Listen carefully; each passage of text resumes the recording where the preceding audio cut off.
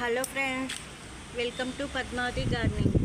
ரோஜா செடியில் நிறைய தளிர் வைக்கணும், நிறைய பெரிய பெரிய பூக்களாக பூக்கணுன்ட்டு நம்ம எரு போடுறதை பற்றி பார்க்க போகிறோம்.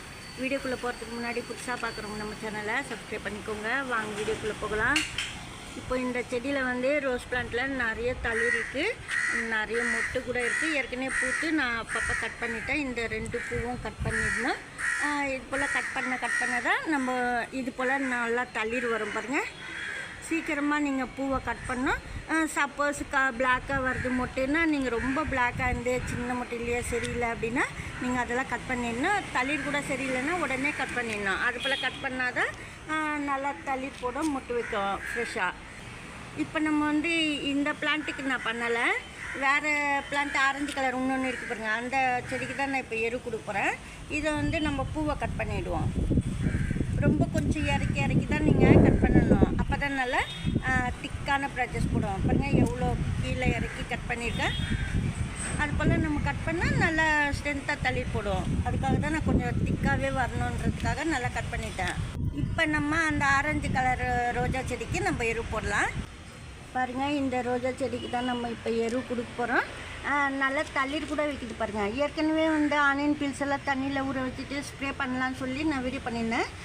அதில் கூட உங்களுக்கு தெரியும், நான் மேல்க்கும் சாயல்குள்ளேயும் ஊற்றலாம், மேல்க்கும் ஸ்ப்ரே பண்ணலான்னு சொல்லிட்டு அப்படியே கையாலேயே நான் தெளித்து காமிச்சிருக்கேன். அந்த பிளான்ட்டு தான் இது. நல்லா தளிர் வந்துருக்கு பாருங்கள். இங்கே கூட கீழே இந்த இடத்துலலாம் கூட நமக்கு நல்லா தளிர் வந்திருக்கு, ரெட் கலர் தளிர். நம்ம சப்போஸ் ரொம்ப பிளாக்காக இருக்குதுன்னா கட் பண்ணிடணும். இது நான் கட் பண்ணிட்டு இருப்பேன், மறந்துட்டேன். நான் கொஞ்சம் பிளாக்காக இருந்தது, நான் பிளாக்காக இருந்தாவே கட் பண்ணிவிடுவேன். ஏன்னா மருந்து ஸ்ப்ரே பண்ணால் சரியாயிடும்னு சொல்லுவாங்க. ஆனால் நான் கட் பண்ணி விட்டுருவேன் மூட்டெல்லாம் சரியில்லைன்னா. அப்போ தான் நம்மளுக்கு ஃப்ரெஷ்ஷாக பூ வரும். இப்போ அதே சமயத்தில் நீங்கள் மொட்டு எப்படி வருது, நம்ம பிளாக்காக இருக்கிற மொட்டு கட் பண்ணிவிட்டு அப்படின்ட்டு நீங்கள் பார்க்கணும். ஏன்னா அந்த மொட்டு பிளாக்காக இருக்குது, அந்த பூ லைட்டாக தெரிஞ்சிச்சுன்னா கட் பண்ணிவிட்டு நம்ம எரு கொடுக்கணும். அப்போனால சப்போஸ் பிளாக்காக இருக்க மட்டும்தான் நீங்கள் ஆனியன் பீல்ஸ் வாட்ரு கண்டிப்பாக கொடுக்கணும். இப்போ இந்த பிளான்ட்டுக்கு பாருங்கள், இப்போ இந்த பிளான்ட்டுக்கு நம்ம என்ன எரு கொடுக்க போகிறோன்னா, இது போலலாம் கெட்டு போன ஆப்பிள்லாம் வச்சுருப்பீங்க.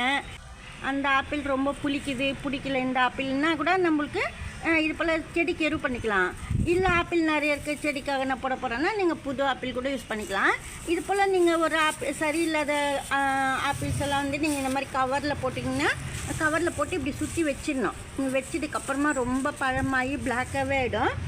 பாருங்கள், இந்த ஆப்பிள் ரொம்ப மெத்துன்னு ஆகிட்டு ரொம்ப பழமாகி ரொம்ப இந்த கலர் சேஞ்ச் ஆகி ப்ரௌன் கலரில் ஆப்பிள் ஆகிடும். நீங்கள் அந்த ஆப்பிள் எடுத்து நீங்கள் செடிக்கு யூஸ் பண்ணிக்கலாம். பாருங்கள், ரொம்ப மெத்துன்னு ஆயிடுச்சு. புழுவெல்லாம் வராது. நீங்கள் அப்படியே வச்சுட்டு டைட் பண்ணிவிட்டு வச்சிடணும் கவருக்குள்ளே போட்டு. அப்போ புழு வராது, ரொம்ப காற்று போகாமல்.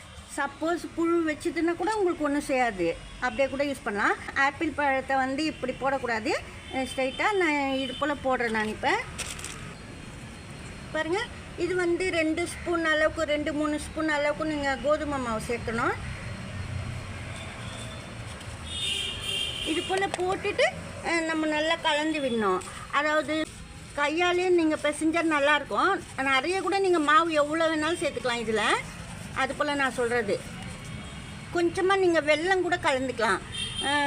ஏற்கனவே வெல்லம் தண்ணி, நாட்டு சர்க்கரை தண்ணி சாயலுக்குள்ளே போட்டிங்க அப்படின்னா நீங்கள் போடக்கூடாது. ஸ்ட்ரெயிட்டாகவே செடிக்கு இது போல் கோதுமை மாவு சேர்த்து செடிக்கு நம்ம கொஞ்சமாக வைக்கலாம். பாருங்கள், இந்த மாதிரி கோதுமை மாவு கலந்து நான் வச்சுருக்கேன்.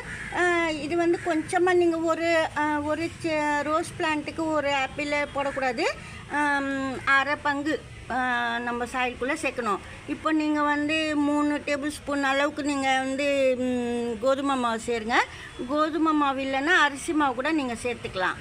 சேர்த்துட்டு நீங்கள் பாதி அளவுக்கு ஆப்பிள் எடுத்து இந்த மாதிரி வச்சிடணும் பிளான்ட்டுக்கு. பாருங்கள், இது போல்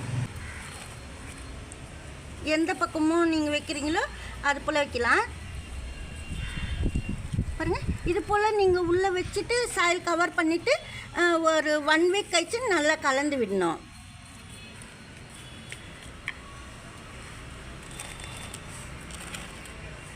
இது போல் சாயில் நல்லா கவர் பண்ணிவிட்டு வச்சிடணும். அதுக்கப்புறம் எலி வருது அப்படின்னா நீங்கள் செங்கல் அந்த மாதிரிலாம் மேலே வச்சுக்கலாம்.